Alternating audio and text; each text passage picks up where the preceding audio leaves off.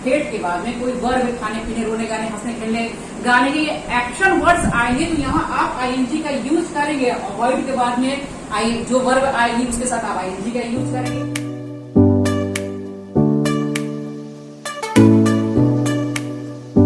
Good morning guys, my name is Sangeeta Singh and welcome back to my channel spoken English tricks. आज की video में आप guys finite and non finite verbs के बारे में समझने जा रहे हैं। और इसके पहले गाइज, यानी कि इस वीडियो में मैंने transitive and intransitive verbs, main verbs and auxiliaries verbs के बारे में बताया है। अगर आपने वीडियो को नहीं देखा है गाइज तो प्लीज देख लीजिए, क्योंकि वर्ब्स के बारे में जानकारी लेना आपके लिए बहुत जरूरी है। वर्ब्स है तो इंग्लिश ग्रामर है, और इसके साथ ही साथ गाइज कॉम्पिटेटिव एग्जाम्स के लिए भी वर्ब्स के बारे में जानकारी होना ही चाहिए। वीडियो में आगे बढ़ने से पहले गाइज मैं आपको बता दूं कि आप इस वीडियो में finite and non finite verbs के बारे में समझेंगे, और इसके साथ ही साथ नॉन फाइनाइट वर्ब्स 3 प्रकार के होते हैं, इनके बारे में भी समझेंगे। और गाइज वीडियो के अंत में आप कुछ सेंटेंसेस के साथ प्रैक्टिस करेंगे, किस तरह से सेंटेंस में आप finite and non finite verbs को पहचानेंगे, इसके बारे में समझेंगे। तो गाइज प्लीज वीडियो को 1 सेकेंड के लिए भी मिस मत करिएगा। तो सबसे पहले जो बेसिक चीज है उसके बारे में हम लोग समझते हैं कि finite and non finite verbs क्या होती हैं, किस तरह से इनको सेंटेंस में हम लोग पहचानेंगे। फाइनाइट वर्ब गाइज जो वर्ब है वाक्य के सब्जेक्ट और टेंस के अनुसार अपना रूप बदल लेता है। फाइनाइट वर्ब यानी कि गाइज जो वर्ब वाक्य के, सेंटेंस के सब्जेक्ट और टेंस के अकॉर्डिंग अपना रूप बदल लेता है, उसे हम लोग फाइनाइट वर्ब कहते हैं। और नॉन फाइनाइट वर्ब गाइज जो वर्ब वाक्य के सब्जेक्ट और टेंस के अनुसार अपना रूप नहीं बदलकर सदा एक रूप में रहता है, यानी कि नॉन फाइनाइट वर्ब सेंटेंस के सब्जेक्ट और टेंस के अकॉर्डिंग अपना रूप नहीं बदलता है। चाहे सब्जेक्ट कोई भी हो, सिंगुलर हो या प्लूरल हो, टेंस कोई भी हो, इससे उसको कोई फर्क नहीं पड़ता है। नॉन फाइनाइट वर्ब को वाक्य के सब्जेक्ट और टेंस से कोई फर्क नहीं पड़ता है, वह सदा एक रूप में रहता है। यहाँ पर गाइज मैंने सेंटेंसेस को लिख रखा है, इसके थ्रू आप ढंग से समझ पाएंगे। जैसे guys I start teaching English, मैं अंग्रेजी पढ़ाना शुरू करती हूँ या पढ़ाने लगती हूँ। I start teaching English. ये गाइज प्रेजेंट इंडेफिनिट टेंस का सेंटेंस है कि मैं अंग्रेजी पढ़ाने लगती हूँ या मैं अंग्रेजी पढ़ाना शुरू करती हूँ। प्रेजेंट इंडेफिनिट टेंस का ये सेंटेंस हुआ। अगर मैं इसको पास्ट में बनाऊं तो यहाँ पर स्टार्ट का स्टार्टेड करूंगी। आई स्टार्टेड टीचिंग इंग्लिश, मैंने अंग्रेजी पढ़ाना शुरू कर दिया या मैं अंग्रेजी पढ़ाने लगी। इस तरह से ये सेंटेंस हुआ गाइज।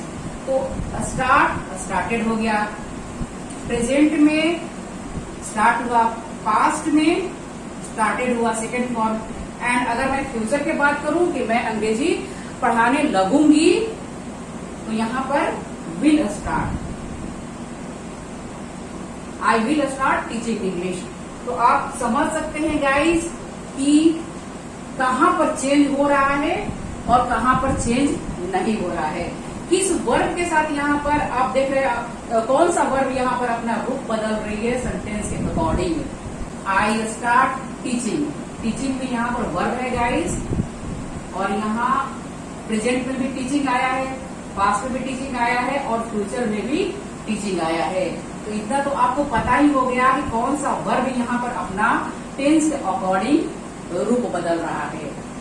समझ सकते हैं गाइज। स्टार्टेड विल स्टार्ट, तो आप इतना तो आपको पता होगा गाइज। लेकिन टीचिंग जो है, प्रेजेंट में भी टीचिंग हुआ, पास्ट में भी टीचिंग हुआ और फ्यूचर में भी टीचिंग ही होगा, इसके साथ कुछ नहीं होगा। तो आप बताइए कौन सा वर्ब यहाँ पर फाइनाइट हुई और कौन सा वर्ब नॉन फाइनाइट हुई। स्टार्ट को स्टार्टेड कर दिए, विल स्टार्टेड कर दिए, तो यहाँ पर चेंज हो रहा है। ये जो वर्ब है, वर्ब का फॉर्म्स यहाँ पर चेंज हो रहे हैं। तो ये क्या हुआ गाइज, ये फाइनाइट वर्ब हुआ है ना, ये फाइनाइट वर्ब हुआ, विल स्टार्ट फाइनाइट वर्ब हुआ। जो वर्ब टेंस के अकॉर्डिंग अपना रूप बदल लेता है उसे हम लोग फाइनाइट वर्ब कहते हैं। और जो वर्ब टेंस के अकॉर्डिंग अपना रूप नहीं बदलता है चाहे वो प्रेजेंट की बात हो, चाहे पास्ट की बात हो, चाहे फ्यूचर की बात हो, चाहे प्रेजेंट परफेक्ट टेंस की बात हो, इसके अनुसार ये अपना रूप नहीं बदलता है। ये सदैव ही अपने ही रूप में रहता है, चाहे कुछ भी हो, बाढ़ आए, तूफान आए, कुछ भी हो, सब्जेक्ट क्या है नहीं है, कोई फर्क नहीं पड़ता है, किस टेंस की बात हो रही है, कोई फर्क नहीं पड़ता है। ये इसे हम लोग नॉन फाइनाइट वर्ब कहेंगे।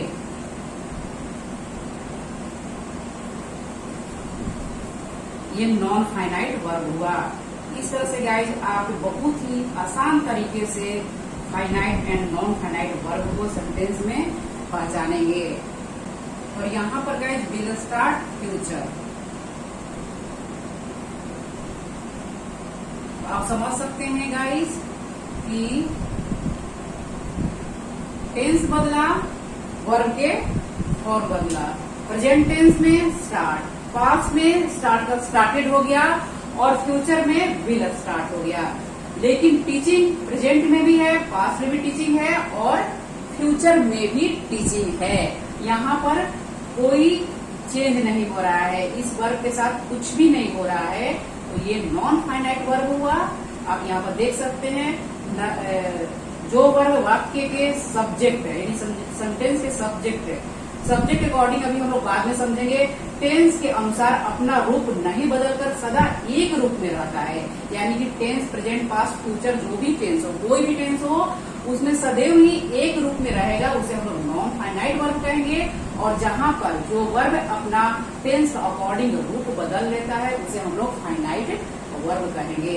तो आगे का सेंटेंस देखते हैं guys. Children like watching TV, यहाँ पर चिल्ड्रेन है और यहाँ पर लाइक है। सब्जेक्ट को हम लोग बाद में समझते हैं, पहले हम लोग टेंस को समझते हैं। तो लाइक अगर हम लोग प्रेजेंट की बात करते हैं कि बच्चे टीवी देखना पसंद करते हैं, इस तरह से यहाँ पर इसका हिंदी हुआ चिल्ड्रेन लाइक वॉचिंग टीवी। अगर मैं पास्ट की बात करूं कि बच्चे टीवी देखना पसंद किए थे, तो यहाँ पर क्या होगा, लाइक हो जाएगा। पास्ट में इसे आप लाइक कर देंगे, लाइक का लाइक हो जाएगा, ईडी नहीं डी लगाएंगे, ई है like. Children liked watching TV. इस तरह से गाइस ध्यान दीजिए गाइस, पास्ट में लाइक का लाइक करेंगे आप, बच्चे टीवी देखना पसंद किए थे। तो यहाँ पर आप समझ सकते हैं गाइस कि प्रेजेंट में अगर बात करते हैं तो लाइक हुआ, पास्ट में बात करते हैं तो लाइक का लाइक्ड हो गया। तो ये क्या हुआ आपका, कौन सी वर्ब हुई, फाइनाइट वर्ब हुई, है ना। ये लाइक का लाइक्ड कर दिए तो ये फाइनाइट वर्ब हुई ना, बिल्कुल हुई जी क्यों नहीं हुई, ये फाइनाइट वर्ब कहलाएगा गाइस। लेकिन ये जो वॉचिंग है, ये प्रेजेंट में भी वॉचिंग ही आएगा, पास्ट में भी वॉचिंग ही आएगा। यानी कि children like watching TV present में, children liked watching TV past में भी वॉचिंग ही आएगा। तो ये क्या हुआ, नॉन फाइनाइट वर्ब हुआ। इस तरह से गाइस जो वर्ब टेंस के अकॉर्डिंग अपना रूप बदल ले, यानी कि प्रेजेंट में लाइक, पास्ट में लाइक, फ्यूचर में विल लाइक, इस तरह से अपना रूप बदल ले, उसे हम लोग फाइनाइट वर्ब कहते हैं। टेंस बदला, वर्ब के फॉर्म बदला, उसे हम लोग फाइनाइट वर्ब कहते हैं। लेकिन जो वर्ब टेंस के अकॉर्डिंग अपना रूप न बदले, सदा एक रूप में रहे, उसे हम लोग नॉन फाइनाइट वर्ब कहते हैं। यानी कि अगर आप प्रेजेंट की बात करते हैं तो भी टीचिंग होगा, पास्ट की बात करते हैं तो भी टीचिंग हुआ, फ्यूचर की बात की तो भी टीचिंग हुआ, प्रेजेंट की बात हो रही है तो वॉचिंग हुआ, पास्ट की बात हो रही है तो भी वॉचिंग हुआ, फ्यूचर की बात होगी तो भी वॉचिंग ही होगा। आप यहाँ पर समझ सकते हैं कि इसमें कोई चेंज नहीं हो रहा है, दैट्स वाई इसे आप नॉन फाइनाइट वर्ब कहेंगे। आई थिंक कि गाइज आज जो आप यहाँ पर समझेंगे जिंदगी भर के लिए नहीं भूलेंगे। तो नेक्स्ट सेंटेंस को देखते हैं हम लोग गाइज कि यू आर अ डॉक्टर। अगर मैं कहूँ इसको पास्ट में बोलूं कि तुम एक डॉक्टर थे, तो यहाँ पर वर्ब होगा, you were a doctor. Future में मैं बोलूं तो विल बी का यूज करूं, you will be a doctor. इस तरह से गाइज आप समझ सकते हैं कि यहाँ जो वर्ब है, यहाँ पर ये टेंस को अकॉर्डिंग अपना रूप बदल रहा है, यानी कि वर्ब का फॉर्म यहाँ पर चेंज हो रहा है। दैट्स वाई इसे आप क्या कहेंगे, फाइनाइट वर्ब है। ये फाइनाइट वर्ब हुआ। टेंस के अकॉर्डिंग जो वर्ब अपना रूप बदल ले उसे फाइनाइट वर्ब कहेंगे। और जो न बदले उसे नॉन फाइनाइट वर्ब कहेंगे। तो इस तरह से गाइस अभी तक आपने समझा कि टेंस के अकॉर्डिंग जो वर्ब अपना रूप बदल लेता है उसे हम लोग फाइनाइट वर्ब कहते हैं, और जो वर्ब अपना रूप नहीं बदलता है उसे हम लोग नॉन फाइनाइट वर्ब कहते हैं। तो अब गाइस हम लोग सब्जेक्ट को समझते हैं। सब्जेक्ट यानी कि कर्ता, काम को करने वाला। सेंटेंस में काम को करने वाला कौन है, इसका जो भी जवाब आएगा उसे हम लोग सब्जेक्ट कहते हैं। तो सब्जेक्ट के नंबर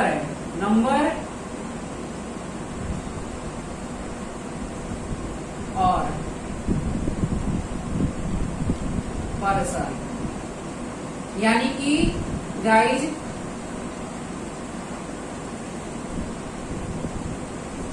जिस वर्ब पर सब्जेक्ट के नंबर यानी कि सिंगुलर और प्लूरल, और पर्सन यानी कि first person, second person, third person, I, we, you, he, she, it, they, इस तरह से गाइज जिस वर्ब पर सब्जेक्ट के नंबर और पर्सन का कोई प्रभाव नहीं पड़ता है, कोई असर नहीं होता है, उसे हम लोग नॉन फाइनाइट वर्ब कहते हैं। और जिस वर्ब पर सब्जेक्ट के नंबर और पर्सन का प्रभाव पड़ता है, जो वर्ब है सब्जेक्ट के नंबर और पर्सन के अकॉर्डिंग अपना रूप बदल लेती है, उसे हम लोग फाइनाइट वर्ब कहते हैं। इस तरह से गाइस अगर मैं कहूं कि राम फुटबॉल खेलता है, राम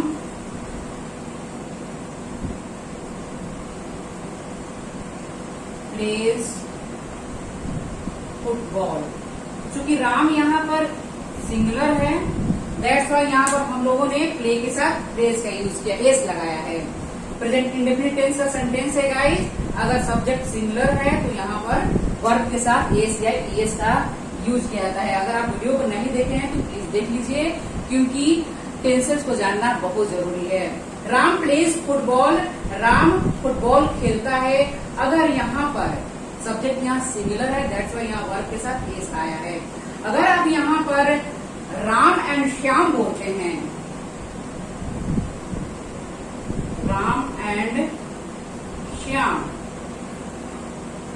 या फिर राम एंड हिज फ्रेंड्स, तो फिर यहाँ पर आप क्या करेंगे, प्ले के साथ एस नहीं लगाएंगे, क्योंकि अब यहाँ पर ये सब्जेक्ट जो है गाइस प्लूरल हो गया।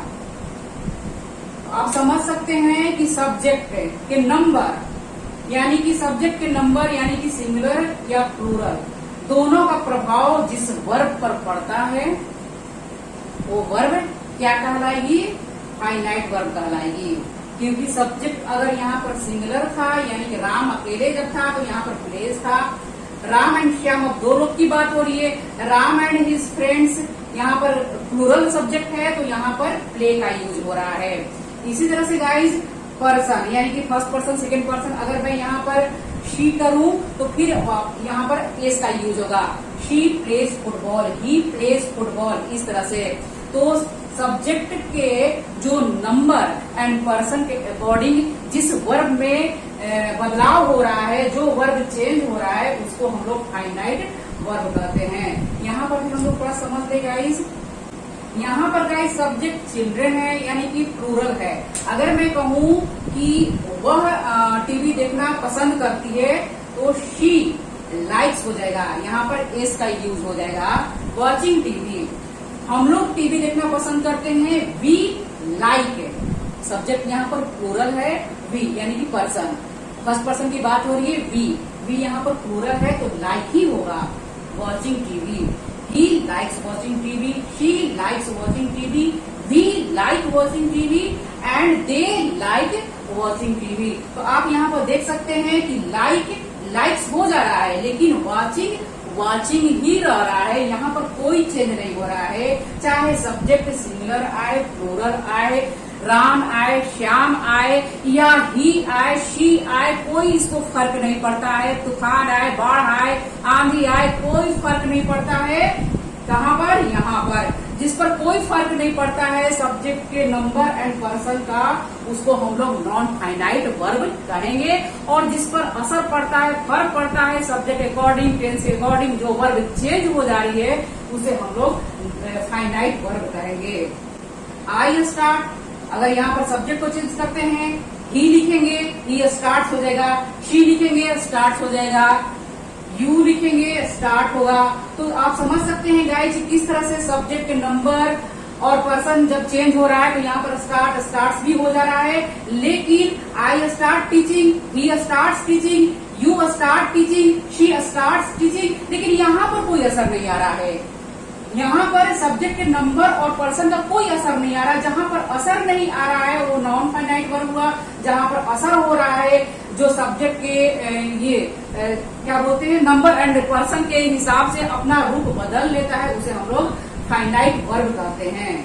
इस तरह से guys start, started, will start, like, are, work, play, यहाँ पर फाइनाइट वर्ब्स हैं। ये सब्जेक्ट एंड टेंस के अकॉर्डिंग यूज हुए हैं। ये इनसे प्रभावित होकर सीमित हो जाते हैं गाइज, दैट्स वाई इन्हें हम लोग फाइनाइट वर्ब्स कहते हैं। लेकिन यहाँ पर टीचिंग, वॉचिंग, ये यहाँ पर नॉन फाइनाइट वर्ब है गाइज, क्योंकि ये टेंस एंड सब्जेक्ट के पर्सन या नंबर के अकॉर्डिंग चेंज नहीं होते हैं। ये इनसे प्रभावित नहीं होते हैं, इनका इन पर कोई असर नहीं पड़ता है, दैट्स वाई ये नॉन फाइनाइट वर्ब्स कहलाती हैं। तो गाइज अब इतना समझ चुके हैं कि finite and non finite verbs किसे कहते हैं। तो अब हम लोग आगे बढ़ते हैं और यह समझते हैं कि नॉन फाइनाइट वर्ब्स 3 प्रकार के होते हैं। नॉन फाइनाइट वर्ब्स भी गाइज 3 तरह के होते हैं। पहला इन्फिनिटिव है, टू प्लस वर्ब है, यानी कि to go, to play, to eat, verb के बेस फॉर्म यहाँ पर आएगी गाइज, और इसके पहले टू का यूज होगा, यानी कि गो के पहले टू, प्ले के पहले टू गो, टू प्ले, इस तरह से यहाँ पर आएगा। इसको हम लोग इन्फिनिटिव कहते हैं। सेकेंड जो है गाइज जेरंड यानी कि वर्ब प्लस आईएनजी का यूज एक नाउन की तरह होता है। इसके बारे में मैंने लास्ट वीडियो में समझाया है गाइज, अगर आप नहीं देखे हैं तो देख लीजिए। वर्ब प्लस आईएनजी का जब यूज सेंटेंस में एक नाउन की तरह होता है तो उसे हम लोग जेरंड कहते हैं, और चूंकि जेरंड एक नाउन है दैट्स वाई इसका यूज सेंटेंस में सब्जेक्ट एंड ऑब्जेक्ट के रूप में किया जाता है। And third one is participle यानी कि present participle and past participle. Present participle यानी कि वर्ब प्लस आईएनजी का यूज कंटिन्यूअस टेंसेस में किया जाता है पार्टिसिपल। और पास्ट पार्टिसिपल गाइज यानी कि वर्ब के थर्ड फॉर्म, यानी कि ईटेन, गॉन, इस तरह से प्लेड, गो, वेंट, गॉन हुआ, ईटेन हुआ, प्लेड हुआ, यानी कि ईडी, डी और ईडी से जिस वर्ब का अंत होगा, एंड होगा, उसे हम लोग पास्ट पार्टिसिपल कहते हैं। इनके बारे में गाइज मैं इस वीडियो में बताई हूँ, जरूर से देखें गाइज, वहां पर आप डिटेल में इन्हें समझ जाएंगे। तो गाइज सबसे पहले हम लोग जेरंड को समझते हैं, क्योंकि लास्ट वीडियो में मैंने जेरंड के बारे में थोड़ा बताया है तो इसको समझना आसान होगा। तो सबसे पहले हम लोग जेरंड को समझते हैं। जेरंड चूंकि वर्ब प्लस आईएनजी का यूज सेंटेंस में एक नाउन की तरह होता है, इसे हम लोग जेरंड कहते हैं। और चूंकि जेरंड एक नाउन है दैट्स वाई इसका यूज सेंटेंस में सब्जेक्ट, ऑब्जेक्ट या फिर कॉम्प्लीमेंट के रूप में किया जाता है। तो यहाँ पर सेंटेंस है guys, swimming is a good exercise. यहाँ पर स्विमिंग क्या हुआ, जेरंड हुआ, क्योंकि वर्ब प्लस आईएनजी का यूज यहाँ पर नाउन है, यहाँ पर नाउन की तरह यूज हुआ है, दैट्स वाई यहाँ पर ये क्या हुआ, सब्जेक्ट है। Swimming is a good exercise, तो यहाँ पर ये नाउन की तरह यूज हुआ है और यहाँ पर ये सेंटेंस में सब्जेक्ट का काम कर रहा है। एंड गाइज स्विमिंग, यहाँ पर ये क्या हुआ, ये कौन सा वर्ब कहलाएगी गाइज, फाइनाइट या नॉन फाइनाइट? ये नॉन फाइनाइट वर्ब कहलाएगी, क्योंकि यहाँ पर कोई चेंज नहीं होगा। चेंज कहाँ होगा, मैं अभी बता रही हूँ, ये नॉन फाइनाइट वर्ब कहलाएगी। चेंज कहाँ पर होगा, यहाँ पर होगा। नॉन फाइनाइट वर्ब अभी आपने समझा कि सब्जेक्ट के नंबर या पर्सन से कोई फर्क नहीं पड़ता है, उसे हम लोग नॉन फाइनाइट वर्ब कहते हैं। टेंस का भी कोई फर्क नहीं पड़ता है। तो यहाँ पर स्विमिंग चूंकि जेरंड है, जेरंड के रूप में यूज हुआ है, ये एक नॉन फाइनाइट वर्ब है, यहाँ पर ये चेंज नहीं होगा। चेंज कहाँ पर होगा, इज। अगर आप यहाँ पर आप कहते हैं कि swimming was a good exercise for me, मेरे लिए, तो तब यहाँ पर आप क्या करेंगे, इज का आप वॉज करेंगे, कर सकते हैं यहाँ पर। तो ये क्या हुआ, फाइनाइट वर्ब हुआ। क्या हुआ, ये इज क्या हुआ, फाइनाइट वर्ब हुआ, क्योंकि पास्ट की बात करते हैं तो ये इसका आप वर्स कर सकते हैं। तो जहां पर चेंज होगा वहां पर फाइनाइट वर्ब, जहां पर चेंज नहीं होगा नॉन फाइनाइट वर्ब। स्विमिंग यहाँ पर जेरन के रूप में यूज हुआ है और नाउन की तरह आया है, और यहाँ पर ये सब्जेक्ट का काम कर रहा है। ठीक, अब नेक्स्ट सेंटेंस को देखते हैं guys. I like reading stories. यहाँ पर लाइक है, आई लाइक को आप पास्ट में बोलते हैं तो लाइक कर सकते हैं आप। जी हाँ, बिल्कुल कर सकते हैं, लाइक को लाइक कर सकते हैं। तो यहाँ पर ये क्या हुआ आप बोल दीजिए। यहाँ पर लाइक जब लाइक्ड होगा तो इसे आप फाइनाइट वर्ब कहेंगे। हाँ जी, बिल्कुल कहेंगे, क्योंकि पास्ट में लाइक्ड हो जाएगा। लेकिन यहाँ पर रीडिंग क्या होगा, नॉन फाइनाइट वर्ब हुआ। जी हुआ, हाँ बिल्कुल हुआ, क्योंकि लाइक को लाइक करेंगे, लेकिन रीडिंग को आप रीड या रीड्स इस तरह से चेंज नहीं कर सकते हैं। यहाँ पर ये नॉन फाइनाइट वर्ब है और यहाँ पर ये ऑब्जेक्ट के रूप में यूज हुआ है। यहाँ पर ये जेरन है, यहाँ पर ये ऑब्जेक्ट के रूप में यूज हुआ है। रीडिंग यहाँ पर जेरन है, चूंकि नाउन का यूज आप सब्जेक्ट, ऑब्जेक्ट एंड कॉम्प्लीमेंट के रूप में कर सकते हैं। तो आई लाइक रीडिंग ये नॉन फाइनाइट वर्ब, यहाँ पर आप चेंज नहीं करेंगे, यहाँ पर चेंज करेंगे, जहां पर चेंज करेंगे फाइनाइट वर्ब, जहां पर चेंज नहीं हो सकता है वहां पर नॉन फाइनाइट वर्ब। एंड यहाँ पर स्टोरीज आप पूरे को आप जेरन फ्रेज कह सकते हैं। रीडिंग स्टोरीज पूरे को जेरन फ्रेज कहेंगे, क्योंकि जेरन गाइस वैसे देखा जाए तो ये वर्ब ही होती है, इसके अंदर वर्ब का गुण है। दैट्स वाई आप इसको इसका ऑब्जेक्ट, रीडिंग का ऑब्जेक्ट ये हुआ स्टोरीज हुआ एंड लाइक का ऑब्जेक्ट रीडिंग हुआ। इस तरह से भी आप समझ सकते हैं। खैर ज्यादा कंफ्यूज हो जाएगा इसको मैं अभी नहीं बता रही हूँ। Next one is my hobby is dancing. Dancing यानी कि वर्ब प्लस आईएनजी का यूज। तो यहाँ पर ये जेरन है गाइस, और जेरन यहाँ पर कॉम्प्लीमेंट के रूप में यूज हुआ है। माई हॉबी इज डांसिंग, मेरा हॉबी क्या है डांसिंग है। इस तरह से यहाँ पर ये कॉम्प्लीमेंट के रूप में यूज हुआ है और ये जेरन हुआ गाइस। और यहाँ पर आप चेंज नहीं करेंगे, जेरन के साथ आप चेंज नहीं कर सकते हैं। दैट्स वाई इसे आप नॉन फाइनाइट वर्ब कहेंगे। एंड यहाँ पर इसका आप वर्ज करेंगे तो इसे आप फाइनाइट वर्ब कहेंगे। माई हॉबी वॉज डांसिंग, इस तरह से आप इसका आप वर्ज कर सकते हैं, लेकिन डांसिंग को आप कुछ नहीं करेंगे, कोई यहाँ पर बदलाव नहीं आएगा। दैट्स वाई यहाँ पर ये नॉन फाइनाइट वर्ब है। तो गाइस आप समझ सकते हैं कि जेरन यानी वर्ब प्लस आईएनजी का यूज एक नाउन की तरह यहाँ पर हो रहा है। दैट्स वाई इसे आप सब्जेक्ट, ऑब्जेक्ट या फिर कॉम्प्लीमेंट के रूप में यूज कर सकते हैं। यहाँ पर ये कॉम्प्लीमेंट के रूप में आया है। तो इतना आप समझ चुके गाइस, जेरन को आप समझ चुके किस तरह सेंटेंस में इसका यूज होता है, और इसके साथ ही साथ यहाँ पर आप समझ गए कौन से फाइनाइट वर्ब है, कौन से नॉन फाइनाइट वर्ब है। तो अब हम लोग आगे बढ़ते हैं और इन्फिनेटिव को समझते हैं। इन्फिनेटिव यानी कि ये नॉन फाइनाइट के टाइप्स है गाइस, नॉन फाइनाइट वर्ब्स के ये टाइप्स हैं। तो यहाँ पर आप यानी कि इनके साथ आप कोई चेंज नहीं करेंगे, इतना तो आप समझ ही चुके हैं। इन्फिनेटिव के साथ भी आप कोई चेंज नहीं करेंगे, यानी कोई बदलाव नहीं करेंगे, चाहे सब्जेक्ट या टेंस के अकॉर्डिंग कोई इन पर प्रभाव नहीं पड़ेगा। जैसे आई वॉन्ट टू गो, यहाँ पर ये इन्फिनेटिव है। इन्फिनेटिव कौन सा यहाँ पर, टू गो। टू गो क्या हुआ, इन्फिनेटिव। इन्फिनेटिव का मतलब टू प्लस वर्ब है, टू प्लस वर्ब के बेस फॉर्म टू गो। यहाँ पर टू के बाद में गोइंग, वेंट, इस तरह से गॉन, इस तरह से आप नहीं लिखेंगे। मैं ऑलवेज बताती हूँ कि टू के बाद वर्ब के बेस फॉर्म का ही यूज होता है। ये इसे हम लोग इन्फिनेटिव कहते हैं, ये इन्फिनेटिव कहलाती है। यानी कि टू प्लस गो, टू के बाद में वर्ब के बेस फॉर्म का यूज होगा और ये इन्फिनेटिव है गाइस। और यहाँ पर आप टू गो जो है, यहाँ पर आप समझ गए हैं इतना कि इसके साथ आप चेंज नहीं करेंगे, बदलाव नहीं हो सकता है। जिसके साथ बदलाव नहीं हो सकता है, जिसके साथ चेंज नहीं हो सकता है, जिस पर सब्जेक्ट के कोई टेंस या सब्जेक्ट के नंबर या पर्सन का कोई प्रभाव नहीं पड़ता है, उसे हम लोग नॉन फाइनाइट वर्ब कहते हैं। तो टू यहाँ पर क्या हुआ, नॉन फाइनाइट वर्ब हुआ, नॉन फाइनाइट वर्ब हुआ। और यहाँ पर ये इन्फिनेटिव के रूप में यूज हुआ है। Infinitive, to go infinitive, to plus verb के बेस फॉर्म। और यहाँ पर आई वॉन्ट यानी कि मैं जाना चाहता हूँ, तो आई यहाँ सब्जेक्ट आई है और वॉन्ट क्या है यहाँ पर चाहता हूँ, तो आप यहाँ पर वॉन्ट अगर पास्ट में मैं बोलूँ तो यहाँ पर वॉन्ट आप वांटेड कर सकते हैं। I wanted to go, I wanted to go मैं जाना चाहता था।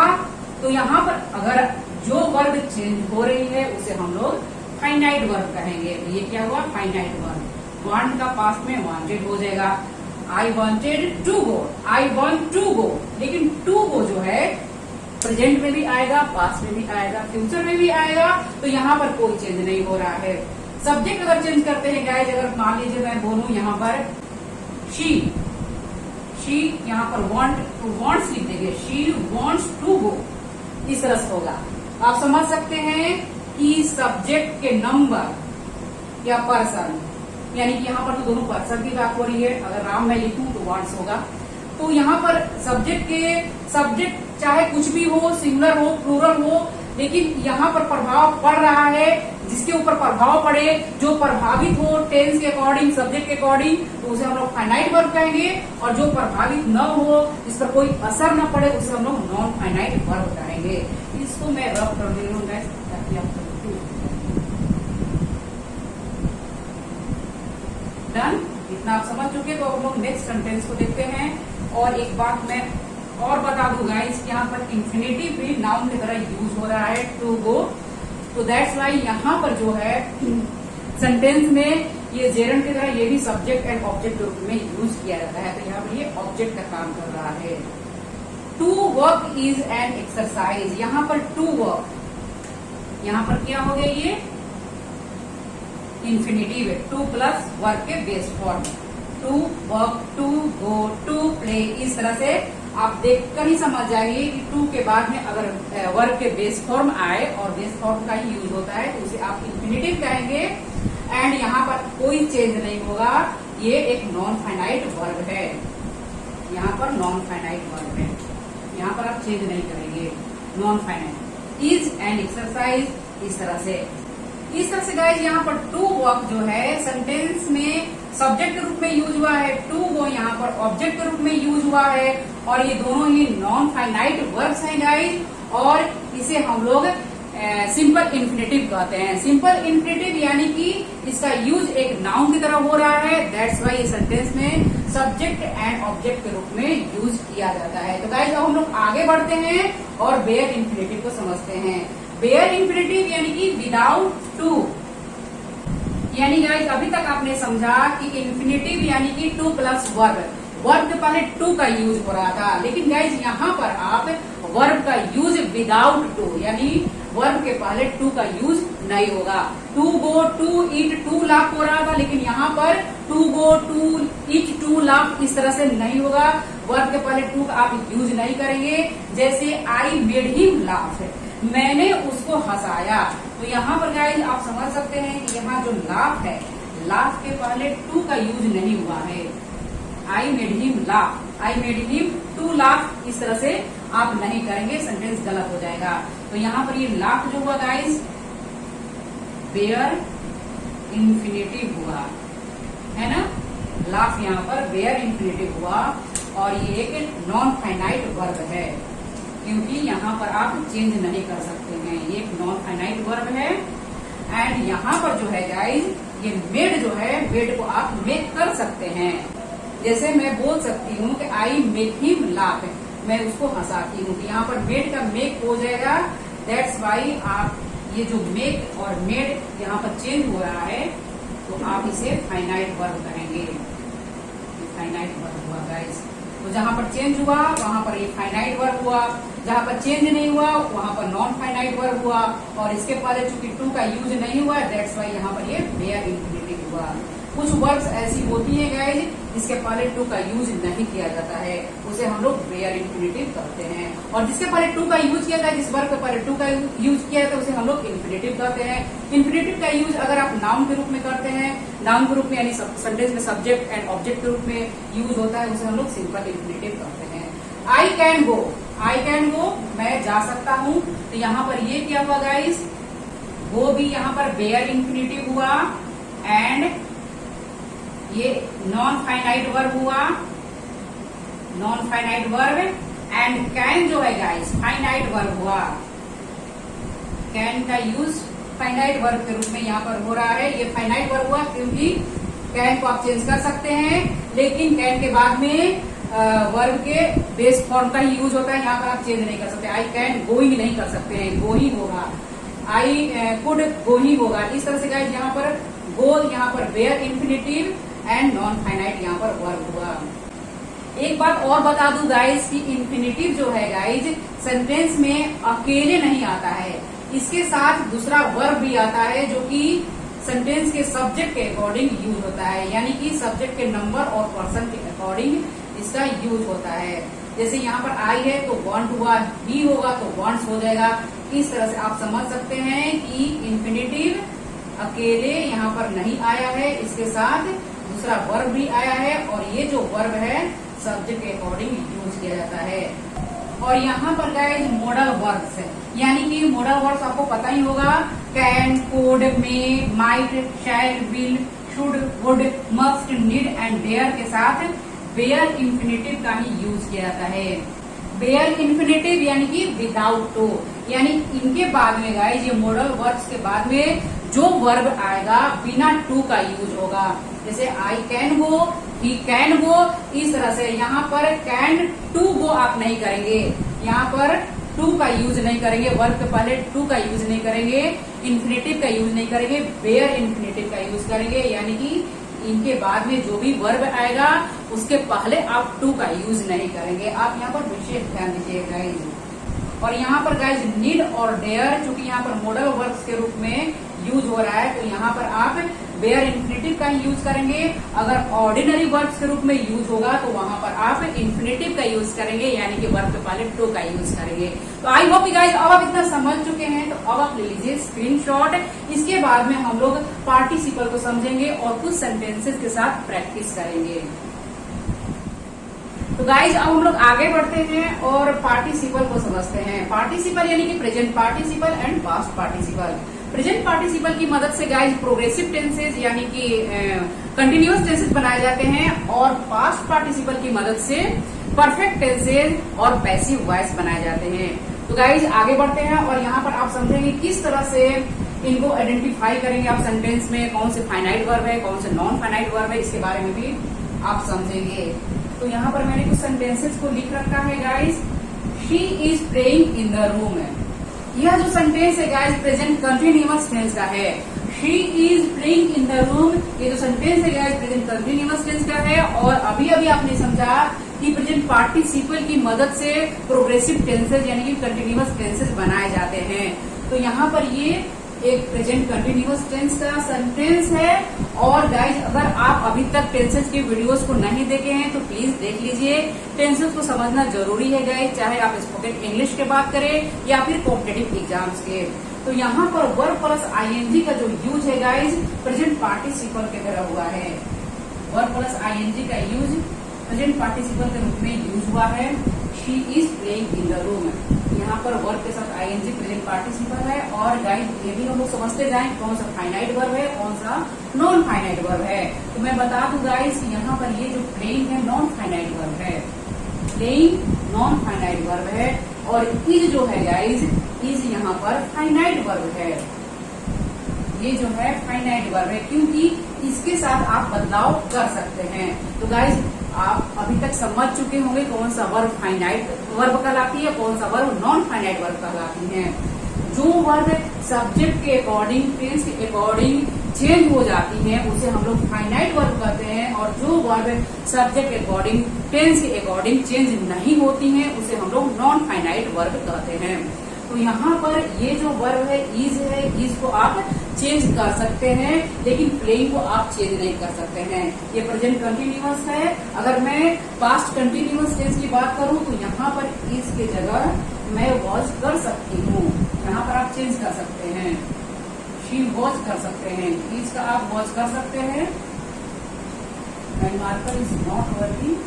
She was playing in the room, इस तरह से आप कर सकते हैं। फ्यूचर की अगर बात करते हैं तो she will be playing in the room, will be यहाँ पर कर सकते हैं।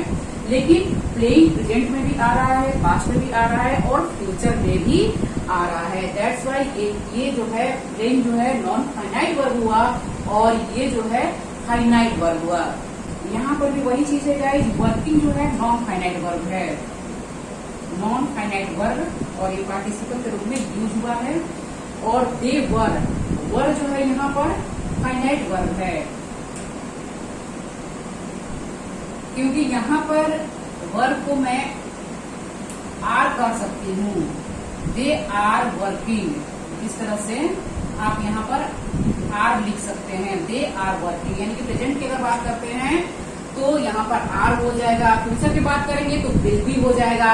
इस तरह से गाइस यहाँ पर जो वर्ब चेंज हो रही है उसे आप फाइनाइट वर्ब कहेंगे, जो वर्ब चेंज नहीं हो रही उसे आप नॉन फाइनाइट वर्ब करेंगे। दे आर वर्किंग, यहाँ पर ये फाइनाइट वर्ब हुआ, वर्किंग नॉन फाइनाइट वर्ब हुआ और ये प्रेजेंट पार्टिसिपल के रूप में कंटिन्यूअस टेंसेस में यूज हुए हैं। तो यहाँ पर ये गाइस ये जो सेंटेंस है प्रेजेंट परफेक्ट टेंस का है और यहाँ पर इटेन जो है गाइस, आई हैव इटेन, ये पास्ट पार्टिसिपल है, यानी कि वर्ब के थर्ड फॉर्म है। पास्ट पार्टिसिपल यानी कि इटेन, गॉन, प्लेड, इस तरह से। तो आई हैव इटेन यहाँ पर ये पास्ट पार्टिसिपल हुआ गाइस और आपको पता ही होगा कि पास्ट पार्टिसिपल का use perfect tenses and passive voice बनाने में किया जाता है। तो इटेन यहाँ पर पास्ट पार्टिसिपल के रूप में यूज हुआ है और ये इटेन जो है गाइस नॉन फाइनाइट वर्ब है, क्योंकि अगर मैं पास्ट परफेक्ट टेंस की बात करूं तो यहाँ पर हैड की जगह मैं हैड कर सकती हूँ, आई हैड इटेन, इस तरह से। तो हैड जो है गाइस फाइनाइट वर्ब हुआ, जो वर्ब चेंज हो गई उसको हम लोग फाइनाइट वर्ब कहेंगे, जो वर्ब चेंज नहीं हुई उसको हम लोग नॉन फाइनाइट वर्ब कहेंगे। तो I have eaten, I had eaten, इस तरह से यहाँ पर चेंज नहीं हो रहा है, चेंज कहाँ पर हो रहा है, यहाँ पर हो रहा है। दैट्स वाई ये जो है फाइनाइट वर्ब हुआ और ये नॉन फाइनाइट वर्ब हुआ। She had gone, past perfect tense, तो यहाँ पर ये जो गॉन है गाइस नॉन फाइनाइट वर्ब है एंड यहाँ पर ये जो है मैं यहाँ पर हैज कर सकती हूँ, शी हैज, हैड की जगह हैज मैं कर सकती हूँ। दैट्स वाई यहाँ पर ये जो है फाइनाइट वर्ब हुआ।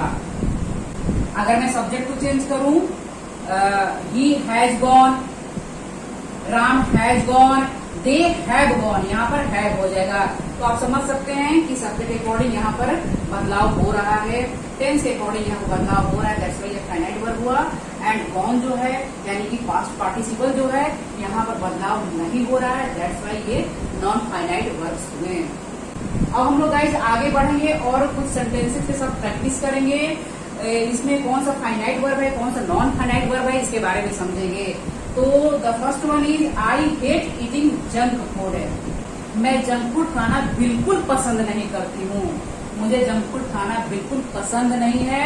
आई हेट ईटिंग जंक फूड। तो इस तरह से गाइज यहाँ पर जो ईटिंग जो है गाइज क्या हुआ, नॉन फाइनाइट वर्ब है और ये जो है जेरंड के रूप में यूज हुआ है। ईटिंग यहाँ पर जेरंड है, नॉन फाइनाइट वर्ब है और यहाँ पर वर्ब प्लस आईएनजी का यूज एक नाउन की तरह हुआ है। दैट्स वाई यहाँ पर ये जेरंड कहलाएगा।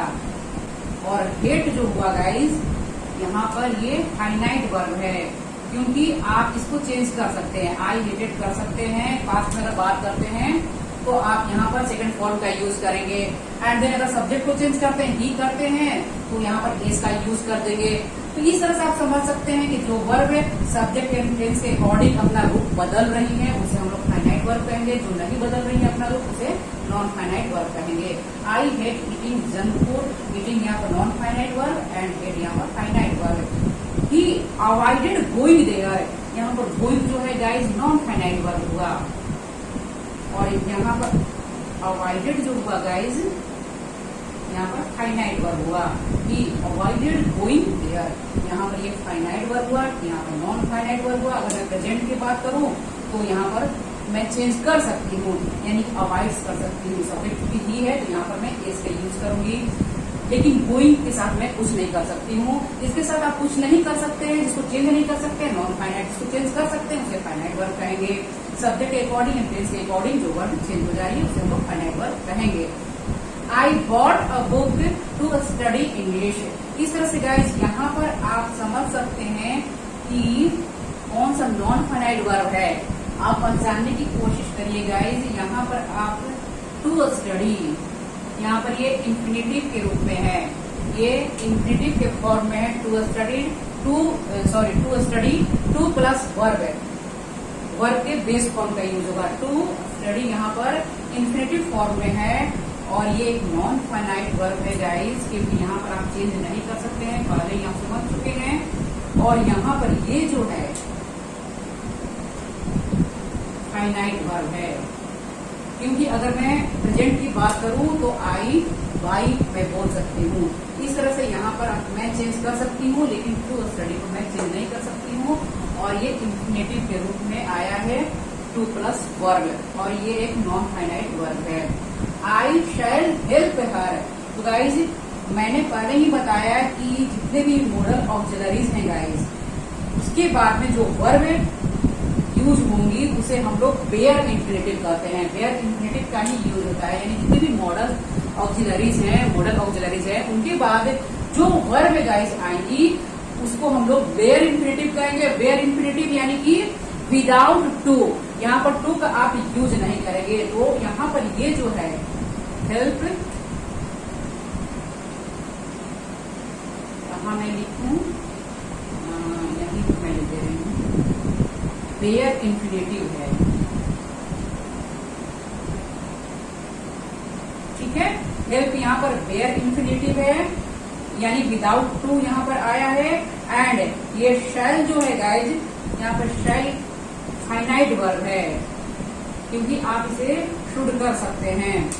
आई शैल हेल्प हर, यहाँ पर हेल्प बेयर इंफिनिटिव यानी विदाउट टू का यहाँ पर यूज हुआ है। जितने भी मॉडल ऑक्सिलरीज हैं उनके साथ आप बेयर इंफिनिटिव का ही यूज करेंगे। बेयर इंफिनिटिव यानी कि बिना टू का आप यूज करेंगे। आई शैल हेल्प हर, तो यहाँ पर ये एक नॉन फाइनाइट वर्ब है और यहाँ पर शैल जो है फाइनाइट वर्ब है। इसे आप चेंज कर सकते हैं, लेकिन इसे आप चेंज नहीं कर सकते हैं। आई शैल हेल्प हर नहीं कर सकते हैं, आई शुड हेल्प हर नहीं कर सकते हैं। इस तरह से जितने भी ये ऑक्सिलरीज हैं, मॉडल ऑक्सिलरीज हैं, इनके बाद में बेयर इंफिनिटिव का ही यूज किया जाता है। आप ऑलरेडी समझ चुके हैं। Then next one is saying is easy but doing is difficult. तो यहाँ पर गाइज सेइंग यानी कि ये जो है आप समझ सकते हैं जेरन के रूप में यूज हुआ है और ये एक नॉन फाइनाइट वर्ब है, सब्जेक्ट के रूप में यूज हुआ है और ये जेरन है, नॉन फाइनाइट वर्ब है, नाउन की तरह आ रहा है। यहाँ पर saying is easy but doing, doing यहाँ पर क्या है, gerund non finite verb, and यहाँ पर जेरन के रूप में यूज हुआ है।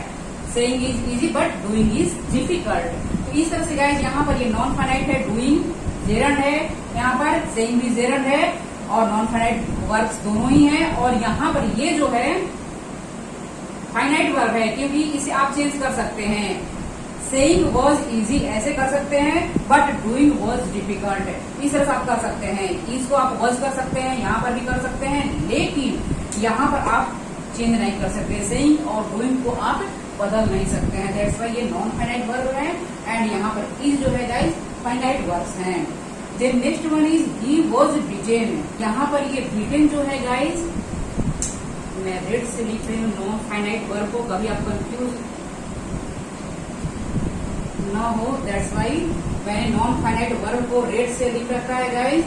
बीटेन जो है यहाँ पर नॉन फाइनाइट वर्ब है और ये जो सेंटेंस है गाइस पैसिव का है, पैसिव, क्योंकि पैसिव में भी, पैसिव वॉइस में भी पास्ट पार्टिसिपल का यूज किया जाता है। ही वॉज बीटेन, बीटेन यहाँ पर नॉन फाइनाइट वर्ब है और वॉज जो है गाइस फाइनाइट वर्ब है। इसे आप चेंज कर सकते हैं, ये बीटेन कर सकते हैं, लेकिन बीटेन यहाँ पर आप कोई चेंज नहीं कर सकते हैं। दैट्स वाई ये नॉन फाइनाइट वर्ब है, ये फाइनाइट वर्ब है और ये सेंटेंस जो है पैसिव का है गाइस।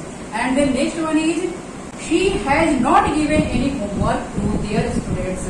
यहाँ पर हैज जो है guys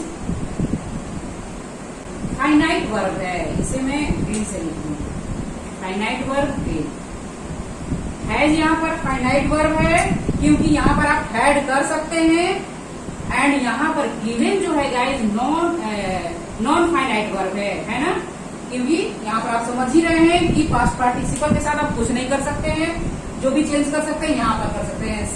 she had not given ऐसे बोल सकते हैं, लेकिन यहाँ पर आप गिवन हैड भी लगाएंगे तो भी बोलेंगे, हैज लगाएंगे तो भी बोलेंगे, हैव लगाएंगे तो भी बोलेंगे। अगर सब्जेक्ट प्रिंट करते हैं तो हैव लगाएंगे। She has not given any homework to their friends. इस तरह से यहाँ पर नॉन फाइनाइट वर्ब, यहाँ पर ये फाइनाइट वर्ब हुआ। Everyone was ready to dance on the track. यहाँ पर ये टू डांस यहाँ पर क्या है गाइस? मुझे लग रहा है कि मैं नहीं बताऊं, क्योंकि ये तो आप बता ही सकते हैं, इतना तो आपको पता ही चल गया होगा गाइस कि टू डांस यहाँ पर। एंड यहाँ पर वॉज जो है कौन सा वर्ब है, प्लीज कमेंट करके मुझे बता दीजिए कि वॉज फाइनाइट वर्ब है या नॉन फाइनाइट वर्ब है। टू डांस फाइनाइट वर्ब है या नॉन फाइनाइट वर्ब है। तो गाइस मैं स्पोकन इंग्लिश वालों के बारे में मैं कुछ बोलना चाह रही हूँ। अगर स्पोकन इंग्लिश वाले प्लीज सुन लीजिए आप भी। अगर आप ये सोचते हैं कि ये ग्रामर यानी कि ग्रामर के इतने डीप तक मुझे जाने की जरूरत नहीं है, इट्स ओके। आप इतना मत जानिए, इतना जानने की कोई जरूरत नहीं है आपको। लेकिन गाइज सेंटेंस के स्ट्रक्चर को समझना आपके लिए जरूरी है। स्पोकन इंग्लिश वाले प्लीज ध्यान दीजिए, सेंटेंस के स्ट्रक्चर को समझना बहुत जरूरी है।